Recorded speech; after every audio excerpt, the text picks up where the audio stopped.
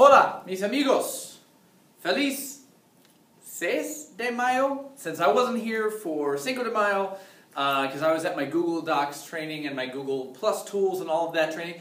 Guys, it's amazing stuff, and I hope I get to use it with you later in the year when we're doing our final project. It'll give us a really great opportunity to have some instant feedback between the two of us, or at least relatively instant feedback between the two of us, and allow you to do live edits on stuff that you're writing. Super exciting. If we can get it going, I'd love to do that because it's super, super cool stuff. At any rate, more about that when we come to it.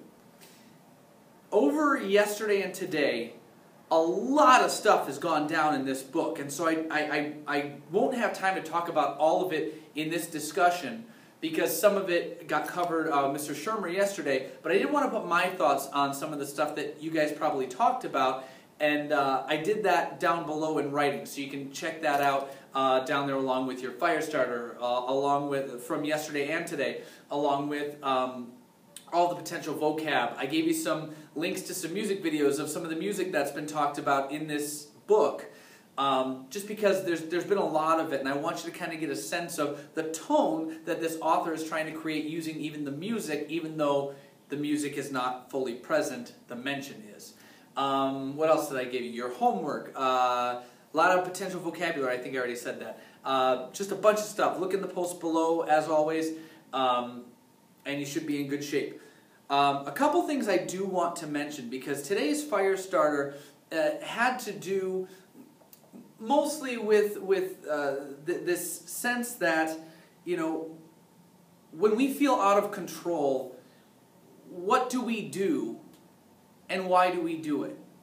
And when we're out of control, we all discussed, you wrote about this, and then we discussed that the one thing you are truly in control of is yourself. As a matter of fact, you're going to see, spoiler alert, in tonight's reading, Stephen finally opens up to Mrs. Galley, his counselor, and she says, instead of worrying about all the things you can't change, why not worry about the stuff you can change? And that's a very important thing. That's going to become a main theme of this book, and it might even be verging on main idea, wink, wink, nudge, nudge, as we go along, because we're noticing that this concept of people exploding when all of this tension rises in them and all this conflict bubbles up in them and they don't communicate to people. What happens is we explode, and I gave you the example of a teacher or your parent just exploding over something that's seemingly very little because we've been keeping it together for so long, and it's been wearing on us and wearing on us and wearing on us that finally it's just that one little, I've described it in the past as, well, if somebody went outside with an axe and took 3 whacks at a tree every day, eventually there'd be one whack that knocked the tree over. Well, yes, but that one whack isn't the only thing that knocked the tree over. It was all of the whacks leading up to it that weakened the tree to the point where it could fall over. Same principle here. We let this build up and build up and build up until we explode. We've seen Stephen do that. We've seen Mom do that. We've seen Dad do that. We've seen Annette do that even a little bit, not entirely. She did it when Stephen didn't tell her about, but and actually today we saw Renee explode. A lot of this is because these characters aren't taking care of themselves. They're not communicating. They're not working through their issues. And it's stuff that we've talked about a lot, that's come up a ton in this book, where, and again, we discussed an analogy. If my hands are broken and somebody comes to me with something to fix, I can't fix it until my hands heal. Well, guess what? I'm not a doctor. And even if I were, my hands are broken. I'm useless. I have to seek help if I ever hope to have these be useful again.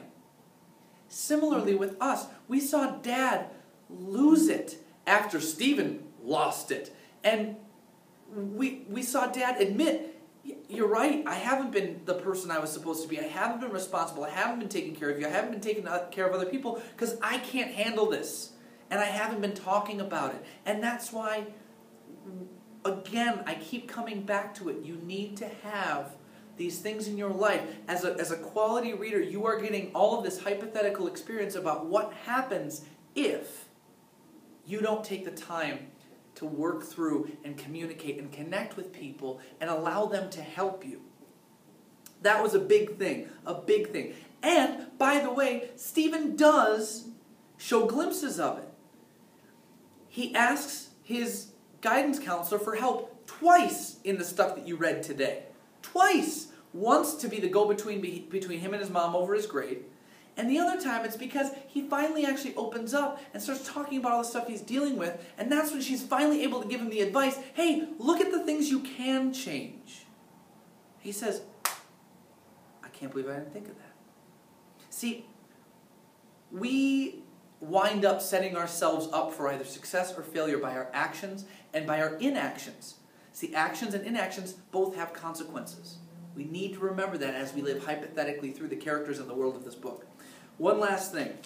I do want to point out to you, on page 181, which you're reading for homework tonight, Stephen mentioned something, and that's going to wind up being our fire starter tomorrow, about the weirdness of acting normal when nothing's normal.